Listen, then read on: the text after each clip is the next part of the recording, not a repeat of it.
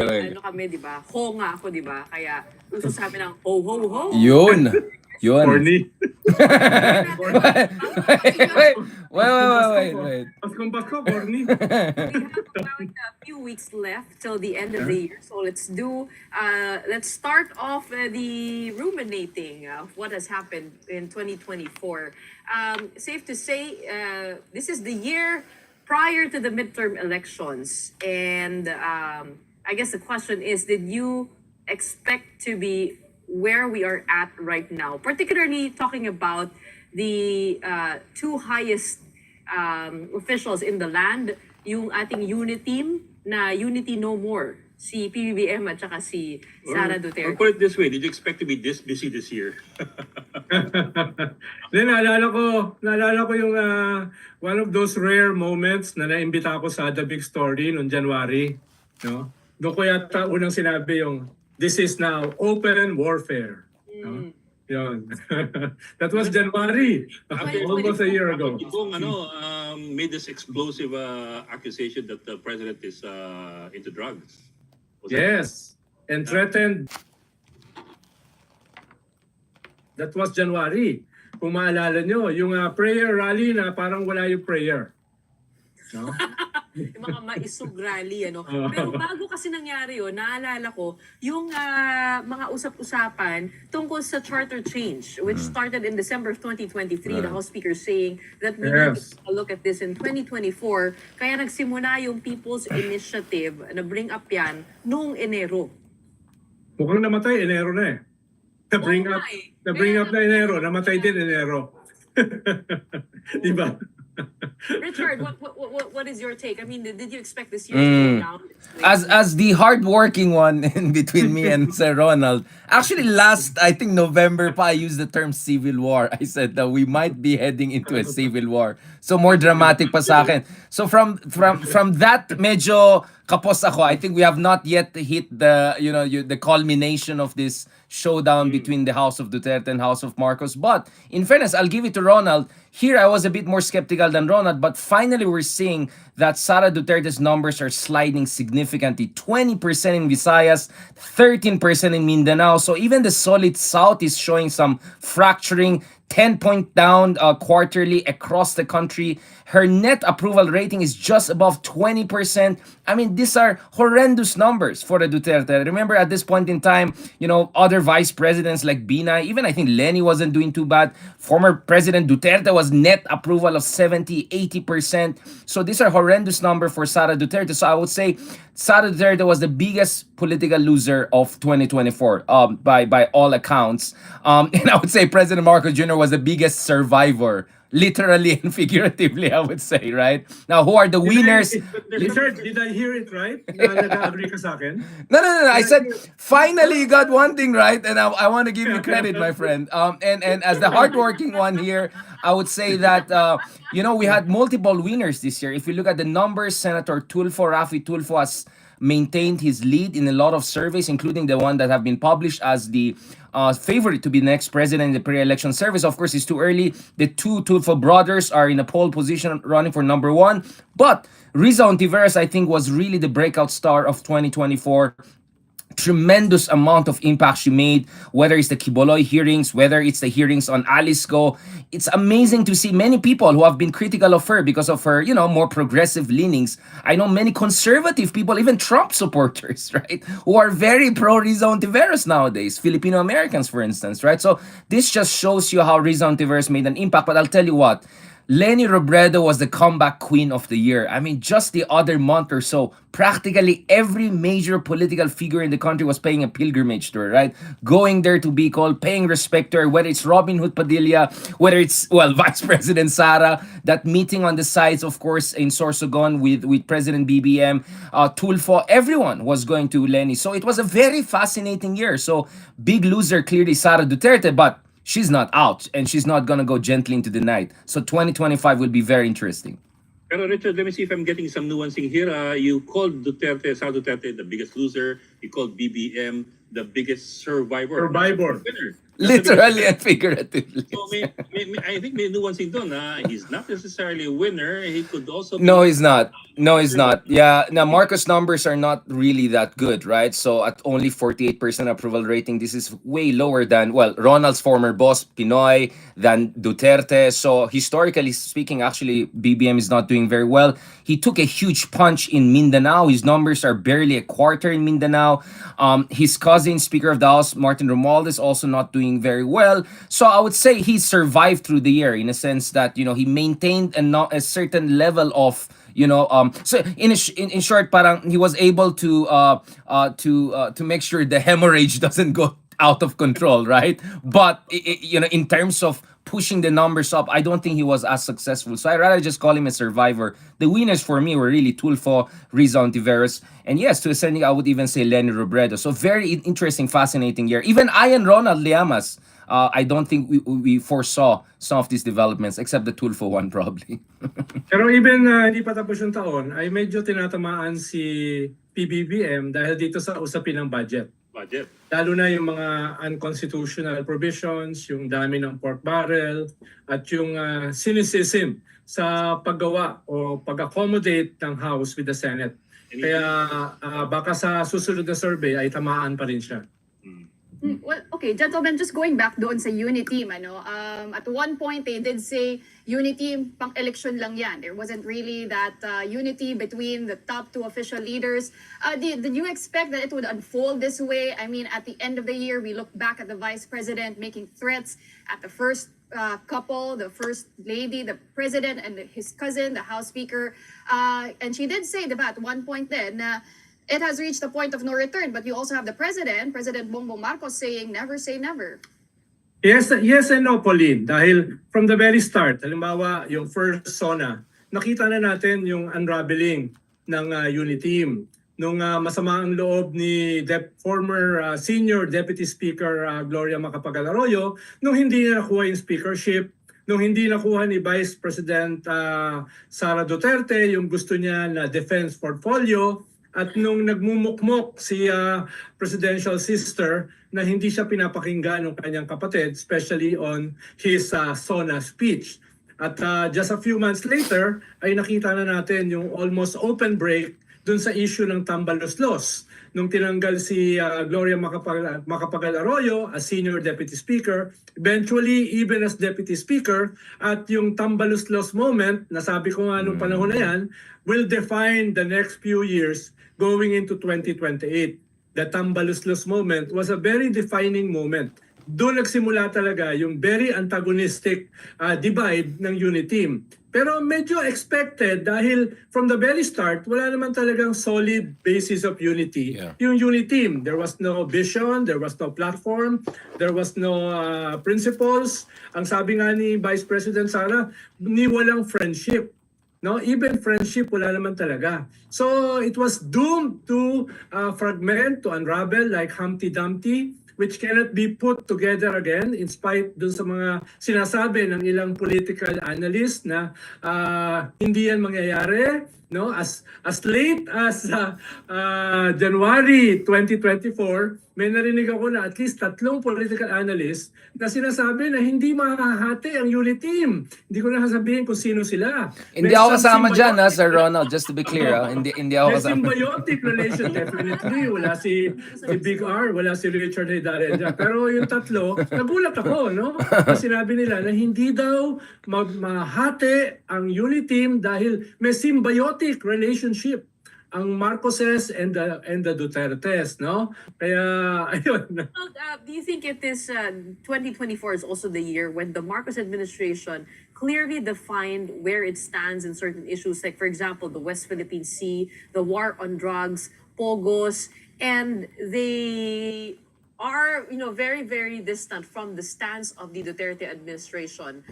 Is that the reason why this Uniteam or this so-called alliance would never really work? Kasi ibang-iba talaga sila ng paniniwala. Do you think it's because of that?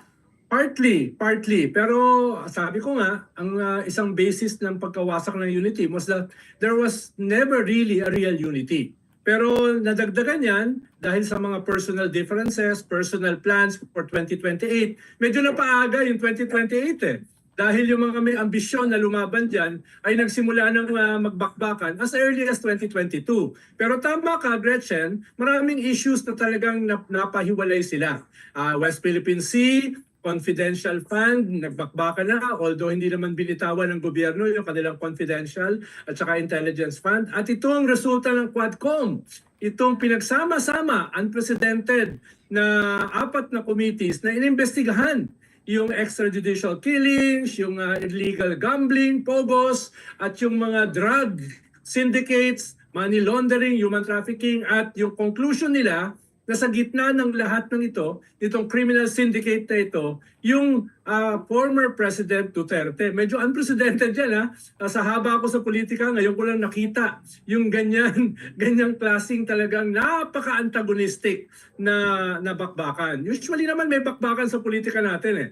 Pero yung this year, yung ganyang antagonism ay ngayon ko lang nakita. May I say something on this? Kasi I remember back in 2021 when some people described the Uniteam as the Unibrats, right? So we're talking about the offspring of two former very strong personalities, and there were a lot of questions as to how these two offspring of, essentially how are they going to ek it out. I completely agree with Ronald that this was an alliance of inconvenience in many ways. I remember very well I was at the Comelec during the day when Sara made it final that she's gonna run for vice president, and a lot of her supporters were saying no, they don't believe it. They still want her to run for the presidency. There's always this sense that BBM would not have won the presidency if not for the support of Solid South and the Dutertes. So you could see the seeds of self-destruction there. Having said that, ang problem kasi dito is walang center of gravity. Right?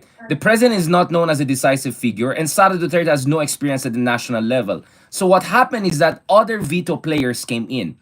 So to a certain degree, you can say Speaker of the House, Martin Romualdez, played an important role in what has been happening, the First Lady. But I think the most important figure is former President Rodrigo Duterte. I think if this were just left to Sara and BBM alone, both of them would have rather not go all out war. That BBM will have his 6 years and then transition to Sara Duterte, but the father Rodrigo Duterte really made it impossible. I think when he made that speech in January, he really declared war on the Marcoses, and from then on, other veto players came in. The First Lady was very angry about that, and then of course the Speaker of the House also made these moves. So the story here is that you have essentially two figures, not very decisive, no center of gravity. So other veto players came in and took advantage of the situation and dictated the terms of what we see now as the unraveling of the Uniteam.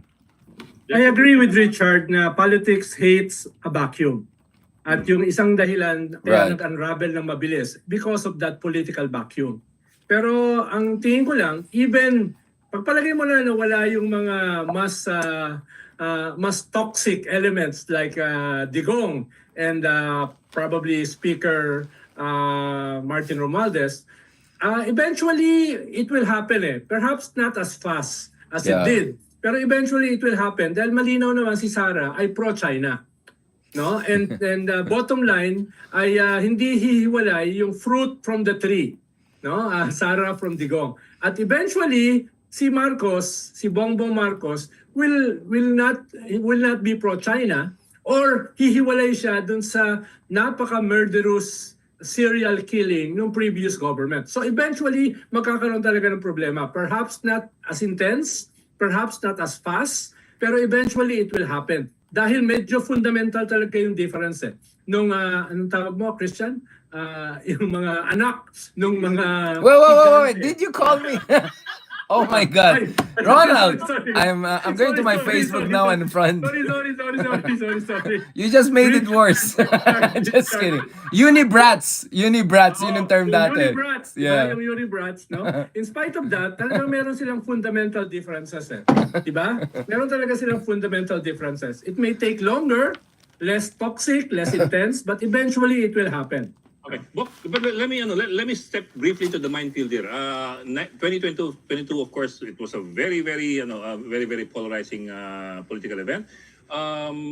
But now you have at least some people saying na the traditional opposition, as it used to be called, seems to find the current administration that it was against before in 2022 to be more comfortable with than the Dutertes. So exactly where is the traditional opposition now, especially now that the Dutertes are claiming to be the real opposition now?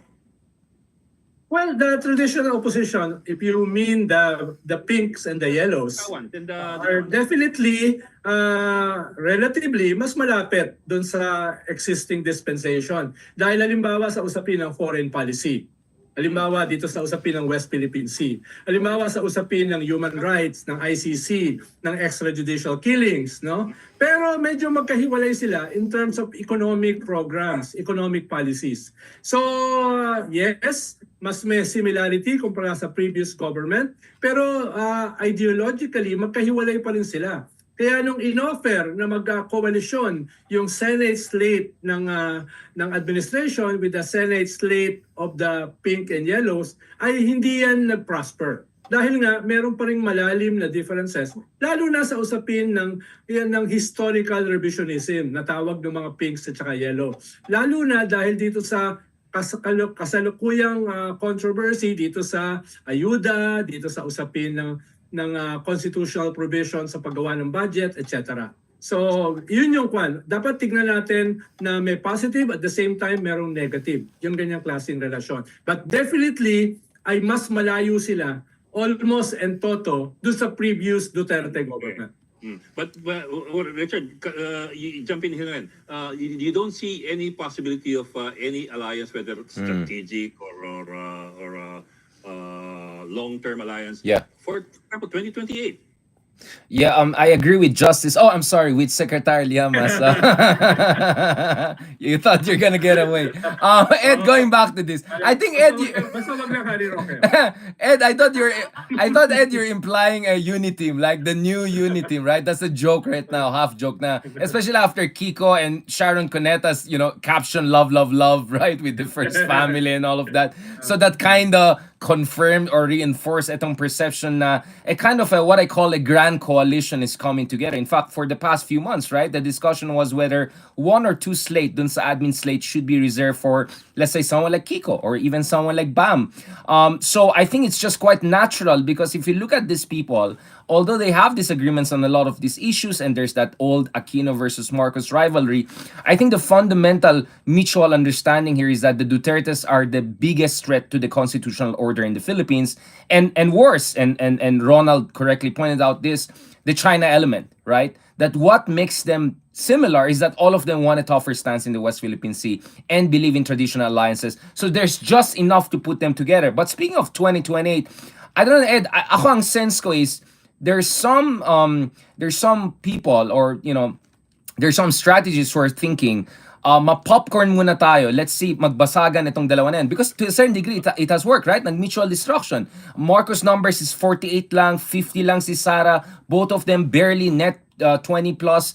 So I think some of them are saying, while these two are destroying each other, let's slowly build our own momentum and the real game will be 2028. I think at the very least, for instance, people are looking at Risa Ontiveros running for the vice presidency in 2028. Some people are looking at Lenny maybe making a second run. She never categorically said she will not run again. And I think if she does well as a mayor of Naga, which is almost an assurance, she will have the momentum for that. And then you have new generation of rising stars, Vico Soto, a lot of local government officials. So I think, and then who knows, maybe Kiko or Bam may finally, get it through at least in 2025. So I think the field is opening up because of this mutual destruction that is happening between the Marcoses and the Dutertes. But so far, the Marcos camp has been more successful in getting some elements of the opposition to either be more sympathetic to them or some level of tactical cooperation in 2025. I won't say strategic, but tactical for the meantime. I won't say more kasi mapahamak na ako. We're talking about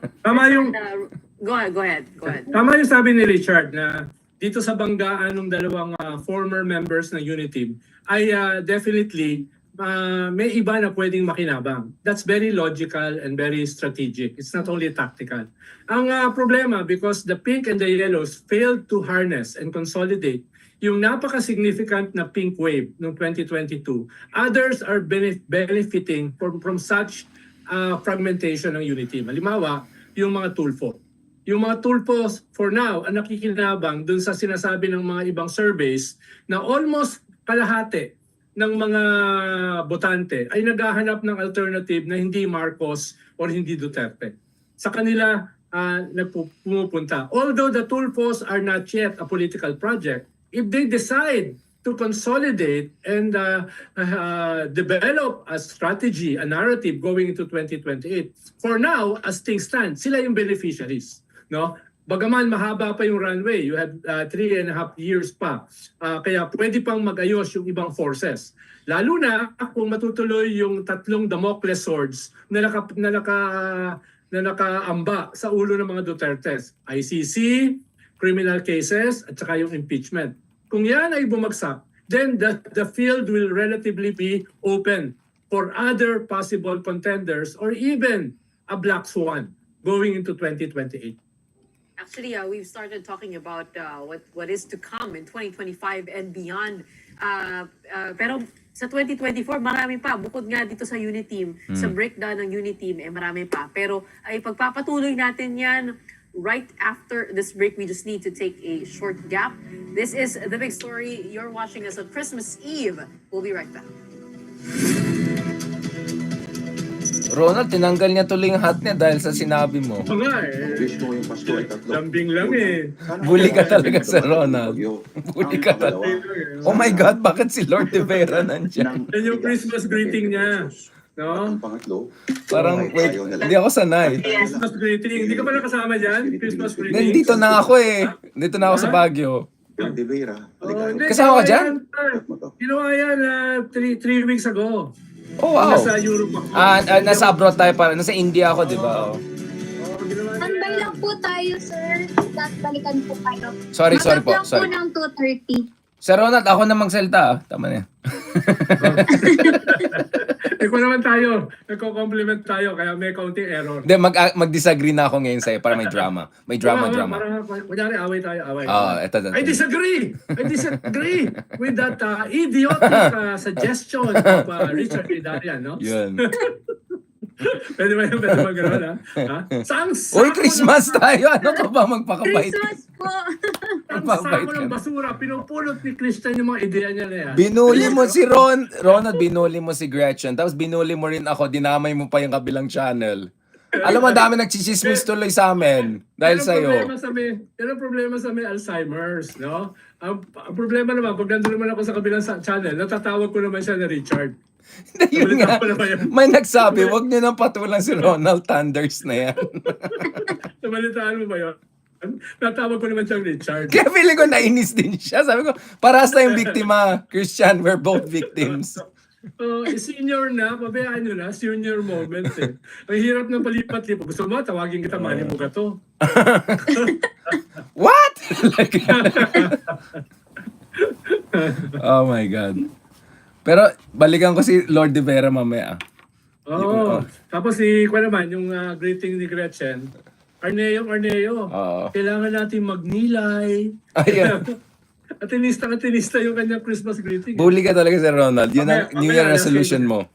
Mamaya, alaskayin ko siya. Sabay mo minsan, tayong tatlo ni Juan, tayong tatlo ni Walden. Political Ay, din yun. kay Dodong. Oo. Political, hindi, pag kay Dodong, dapat seryoso tayo. Diba? You mean yung kulitan. Sige, let's do something shortly. Zoom mo na, Zoom. Yung kaso niya. Hindi daw pwede, hindi. Wag. Subjudice. Subjudice. Yeah. Wag daw. Oo. Tingnan mo yung guest niya, yung international, sino ba yun? Progressive International. Tayo lang dalawa yata nagsalita ron. Oo nga eh. In-interview ko naman sila the next day, si Long. Jowa pala sila eh. Jowa. Pati yung makabayan black eh. Natahimik eh. Sabi nga sa akin, leftist ka pala. Gusto ko sabihin, mas leftist sa inyo. Ando si Lisa Masa. Ay, shucks! Wait lang, nasa live tayo dito. Oh my God. Ayan. Welcome back. You're still watching The Big Story here on One News. A time for forgiveness. That is how Vice President Sara Duterte described this Christmas season. VP Sara was all smiles in her video message. She said Jesus' birth in itself is a message of forgiveness stemming from God's never-ending love for all. The vice president insisted on using this as an example to be an inspiration to fellow men, especially for family members and loved ones. Sa ating pagsariwa sa diwa ng Pasko, tayong lahat ay tinatawag upang maging mapagpatawad, bukas palad, at mapagmahal sa ating kapwa. Higit sa mga material na bagay na ating matatanggap ngayong Pasko, tayo ay inaanyayahang magbigay ng pag-unawa, respeto at pagmamahal sa bawat isa, lalo na sa mga mahihirap at may karamdaman. This comes amid a widening rift with his former running mate, President Bongbong Marcos, which worsened when she allegedly claimed to be hiring someone to kill the first couple, and House Speaker Martin Romualdez if ever she herself gets killed. 2025 will be a defining year for the Philippines. Such is the case always, especially in any election year. In 2024, the biggest and still developing story is a slow burn brawl of former running mates Bongbong Marcos and Sara Duterte. Uniteam is no more months before the senatorial and local elections kick in. But while the national political scene is getting more interesting by the day, especially with impeachment complaints against Vice President Sara Duterte, there are stories that equally had us glued. That's Pogos, Alice Go, and Apollo Kibuloy, the U.S. elections and Donald Trump, and West Philippine Sea encounters. Let's pick up where we left off before the break. We had a look back, now we're looking ahead. Joining us again on The Big Story, we have political pundit Ronald Damas and geopolitical analyst Richard Haydarian, two of the most hardworking men. Yes, yes. Gretchen, let me start by disagreeing with Ronald. Parang masyado kami mabait with each other. Parang when Ronald is mabait, it's like when the vice president is mabait. Like going back to this, actually, I would disagree with myself also and also with Ronald, because I think I made a lot of, many people bashed me because after the election and all, I was very critical of the opposition for essentially melting away. And sabi ko nga, isang dahilan na siguro nag-away-away itong mga Marcoses and Dutertes because wala na silang kalaban eh, di ba? There's no threat, there's no common threat. Wala na yung liberal opposition, yung iba nag-travel vlog, yung iba nag-fellowship, na wala. But honestly, and the reason why I call Lenny the comeback queen of 2024 is just look at the amount of excitement she generates. I mean, there's just something incredible about. I mean, I don't know. Ronald is not so much online, diba? But I see the online activity. I see in person. I had the pleasure of meeting the vice president and the others a few weeks ago. So I think the ability of Lenny to reactivate the pink movement is not something that we can just dismiss. I think by 2026, 2027, I think from her experience in Naga, she can reactivate that. And Bam Aquino, who was the campaign manager of Lenny back in the day, and who's now wearing more of the pink, is perhaps also signaling that there could be a pink movement 2.0, and that could be the decisive factor heading into the 2028 election. So I completely agree with Ronald and myself also that sana mas na-mobilize ito, na-harness ito. I get it. But at the same time, maybe ganyan talaga tayo sa Pilipinas. Maybe Ronald is too European. He believes in this long-term sustained organization. Maybe we Filipinos are really the 11th hour kind of people, right? And I think Lenny has that residual charisma that will allow her to reactivate the pink movement come 2026, 2027. Baka hindi sa'yo mag-agree yung mga Europeans. Kagaling lang yung Vatican, nasa mag-ingat ka. Ayun, nga pala Sir Ronald. Sorry, Father. Sorry. I've been reading criticism over the silence of former Vice President Lenny Robredo in the past year or so. Makikita natin siya dun sa pagbinabagyo, pero generally medyo tumahimik, imbis na In terms of political activity, imbis na i-harness daw yung pink movement to take a strong stance against certain issues. Tapos ang nabasa ko rin ay medyo fragmented itong opposition ngayon. Are they really trying to consolidate themselves, or it does feel a little bit like medyo nawala ng gana, medyo lost. Sir Ronald, ikaw sumagot mabait na ako ngayon. We also see somebody like Risa Ontiveros, who Right. is the lone figure, I would say. We have Coco Pimentel, but Risa has been taking the reins in the Senate, leading the charge. I mean, what do you think, Ronald? What do we make of the opposition? Ano yung Tama naman. Yeah. saan tayo nagkukulang? At can we expect more in the coming year? Tama naman si Richard grudgingly, if I may say so, no? Na uh, meron namang dynamic na nakakreate, halimbawa, na wala nung past 2 years, no? Nung more than 2 years, no? Halimbawa, itong conduct or leadership ni Senator Risa dito sa mga Senate hearings, tapos itong mga pagdalaw ng iba't ibang mga personality dun sa bahay ni Leni Robredo. Kung ipagsasama yan, ay totoo naman na hindi mo pwedeng itabi pa yung pink at saka yung yellow led by Leni and Risa. No?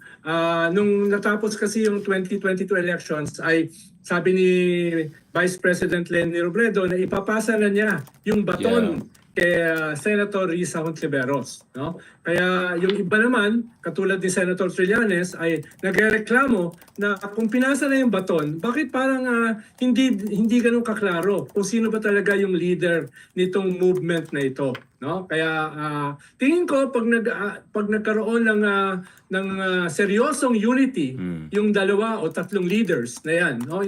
Tawag ko tatlong Maria, si Leni, si Risa, at saka si Laila de Lima, tingin ko ay magkakaroon ka ng very significant presence. Na sayang kung yan ay nagawa 2 years earlier, ay baka sila yung dominant opposition ngayon rather than itong mga self-proclaimed opposition ng mga Duterte. No? Kaya yes, I agree na hindi pa talaga yan. Pero kung titignan natin yung mga resulta ng surveys, ay medyo distant third yung pink at saka yellow opposition. Ang medyo dominant pa rin ngayon, Marcoses at saka itong mga Duterte at the one filling the vacuum, kahit wala pa talaga silang political machinery, wala pa talaga silang political party, wala silang political movement, are the tulpos. Kita mo lang sa Senate surveys yung top 1 at top 2 ay usually yung magkapatid na tulpo. At pareho silang walang political party, walang political movement. Paano pag nagkaroon pa? Kaya kailangan bilisan ng pink at saka yellow to consolidate themselves para sila talaga yung medyo maging frontliner na opposition going into 2028. Dahil kahit 3.5 years pa yan, medyo mabilis din yan Alam mo naman ang politika sa Pilipinas. Maraming mangyayari ng mabilis. Hindi yan slow burn. That will be quick burn. Lalo na itong 2025 na meron kang possible impeachment, di ba? Meron kang mga grumblings ng mga ex-generals, meron kang midterm election, at marami kang mga banat tungkol dito sa national budget.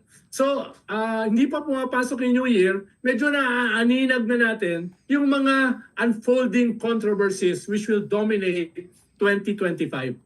Pero to Richard's point nga na Leni could reactivate at any time. To begin from your points of view, does she want to reactivate? Ed, can I add something on that also, sir? You're correct. Ang sa akin lang kasi, Ed, is, I don't know if Ronald was the one who said it. The idea that they didn't know what hit them. Because if you look at it, the whole liberal brand has really been on the downhill. I mean, all around the world, but especially in the Philippines. I mean, from 2016 elections until 2022 elections, the performance has been just short of abysmal, right? So maybe maybe this is where I'm more compassionate and understanding, not only more hardworking than Ronald. I think maybe the opposition needs this soul-searching moment, right? This few years to figure out paano nila mapanalo yung the hearts and minds of the Filipino people. Ideological vision. Dahil ang nakaka-harness niyan are the populists na basically right-wing. Dahil mismo yung sa Europe kasi kahit yung left-wing nagiging populist Halimbawa sa France. Pero sa Pilipinas, walang left-wing populism. It's only right-wing. So dapat yung in the middle, yung nasa center, has to develop a disruptive kind of politics na merong brand na bubunggo dun sa other right-wing populist brand. Kung hindi magagawa yan in the next 3 years, then we will have more of the same. Dahil nadurog yung mga tinatawag ni Richard kanina na mga liberals and progressives nung panahon ni Digong. With Digong with 93% approval rating, paano ka hindi madudurog? Pero buti na lang, yung ganyang klaseng brand ng populism ay nagsisimula ng i-reject ng tao. Tingin nila na budol sila. Kaya ngayon, kung titignan mo, less than 40% na yung dating 93% na sumusuporta kay Digong. Tingin ko that will continue to go down. Pero, inuulit ko, there cannot be a vacuum. Kailangan merong bagong pumuno ng political vacuum na yan. Ronald, in plain speak, you mean to say that the people like Lenny Robredo, Laila de Lima, Shel Jokno, they would need to make themselves more popular to the Filipino masses, in plain speak. Kasi, kumbaga, parang kung titignan mo yung Marcos at Duterte, dalawang malakas na brand yan. They are formidable foes against each other. If people are looking for an alternative, you have either the Tulfos or the progressives. We have Lenny and we have the names I mentioned. So ngayon, tama ba na wala pang kumukuha? Kahit kasi yung mga Tulfo parang medyo tahimik pa sila. They're not joining the fray when it comes to the frontline battles in politics. Medyo tahimik pa sila. So meron pang pagkakataon. Tama ba? How do these progressives make themselves a little bit more popular to join on the populist bandwagon? Ronald, is it disruptive? But that's my point. I mean, I'm all with the disruptive, but I think decisiveness is also what people are looking for, right? I mean, Ed Linga was mentioning branding. Well, everything is relative in politics, right? The Marcos brand also has taken a big hit. The Duterte brand also has taken a big hit. The Tulfos are playing it safe now. It makes sense for them, right? Because, things are moving in the right direction. But I think baka the field will be much more competitive if the current trends continue. But more important than that, I think, Ronald, I mean, for me, obviously disruption in a populist anti-institutional way goes against the very spirit of progressive liberalism, right? So I think ang hanap ng tao from progressive and liberals is decisiveness. A kind of a decisive liberalism. Now, I'm not a fan of Macron, but what made Macron in France successful, at least winning 2 elections back to back, maybe not now so much, is that he represented a kind of a radical center, right? This kind of shameless, yes, I'm centrist. Yes, I believe in freedom of expression and I'll get things done. I will make France effective. Now, we can have a long debate about how much that liberalist project has worked, but I think it has worked way better than the other liberals who didn't make an effort to be more decisive. I think if you look at Risa Hontiveros, one reason why she, for me, is the breakout star of 2024 is not because she was disruptive, but because she was decisive. She took on Kiboloy, she took on Alice Go, she took on Pogos, right? Matapang siya, courageous, uncompromising. I think the Filipino people can relate to that kind of decisive, uncompromising kind of figure, in as much as the disruptive populism is, of course, the name of the game in our era of uncertainty, right? So that's for me. Kasi tama si Ronald, but I just don't see why the liberal progressives should be disruptive when that could go against their very fundamental belief in institutional development and the rule of law.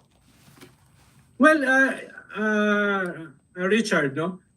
Hindi mo pwedeng depensahan yung present liberal democratic institutions as they stand now. Sure. No? Because they represent the elites. They represent the status quo. Ibig sabihin, kailangan talagang baguhin mo rin yung terms of reference. No? Dahil, halimbawa, inequality remains after almost 40 years. Right. Diba? Poverty level remain. So, you cannot be defending those institutions. Kailangan mo mag-create ng bagong ethos, bagong models of institutions. No? Not necessarily yung liberal democratic institutions as they are here at present. No? So, ang sinasabi ko, disruptive and at the same time, different.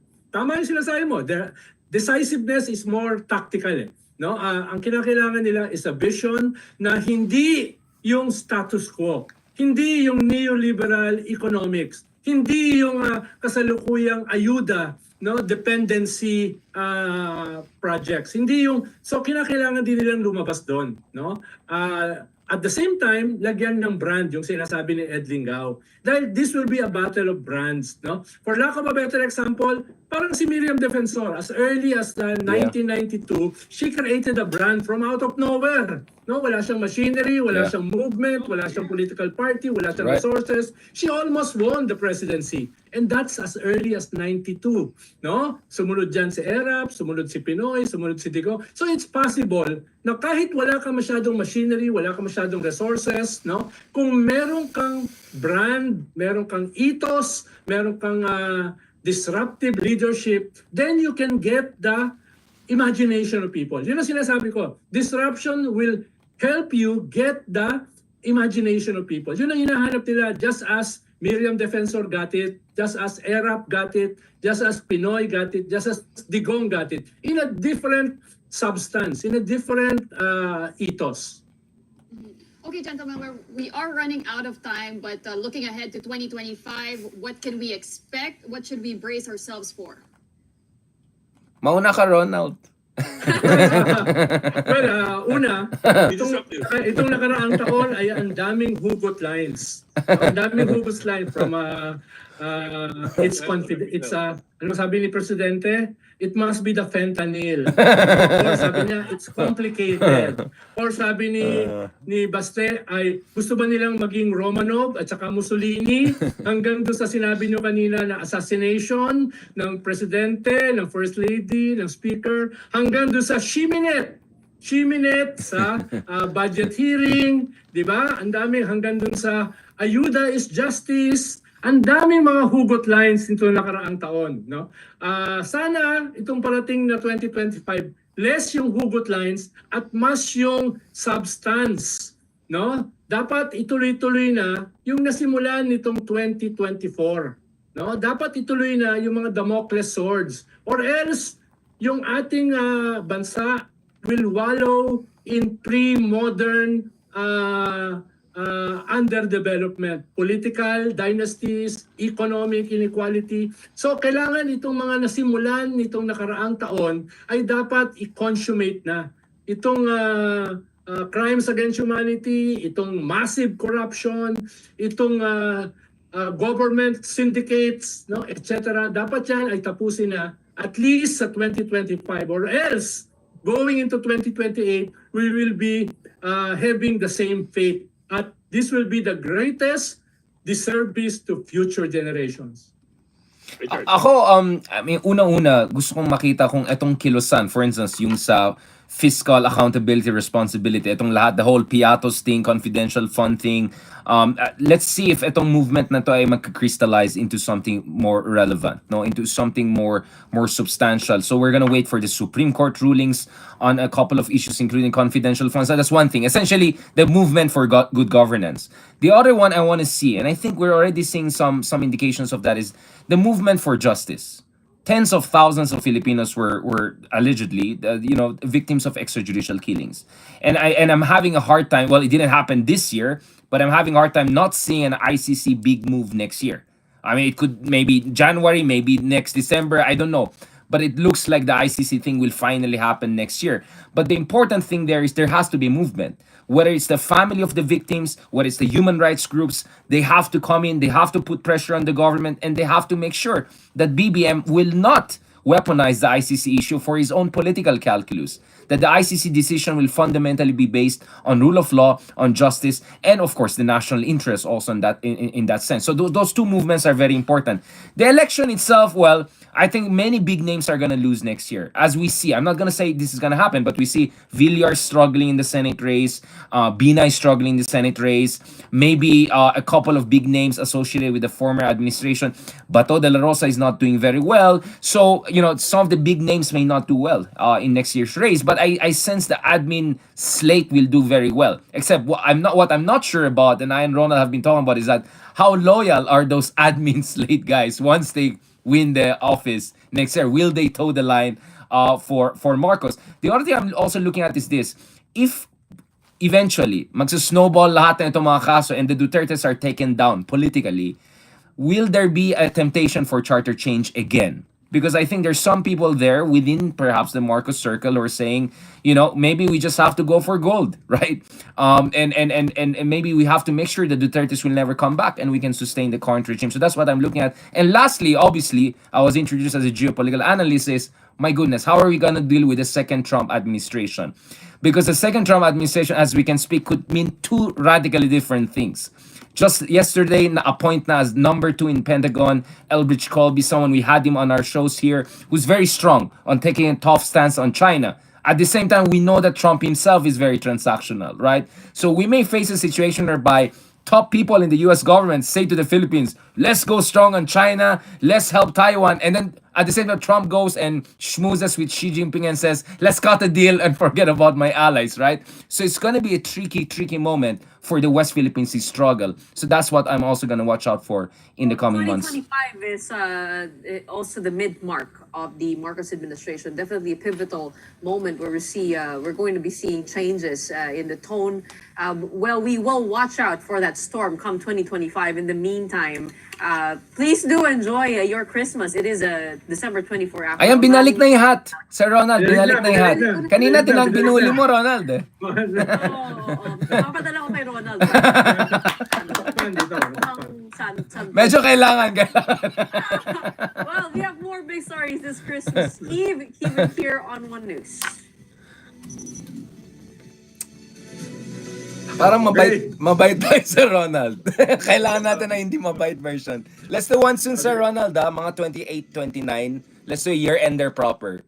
Yung mga ginawa natin kanina, yung mga biggest losers, biggest winners, mga Dapat ganun. magpunta tayo magdebate sa Yeah, sige. Safe House. Let's do that. Salamat, Rema. Thank you so much. Safe House. Pwede na kami matulog, Sir Rema. Pwede na.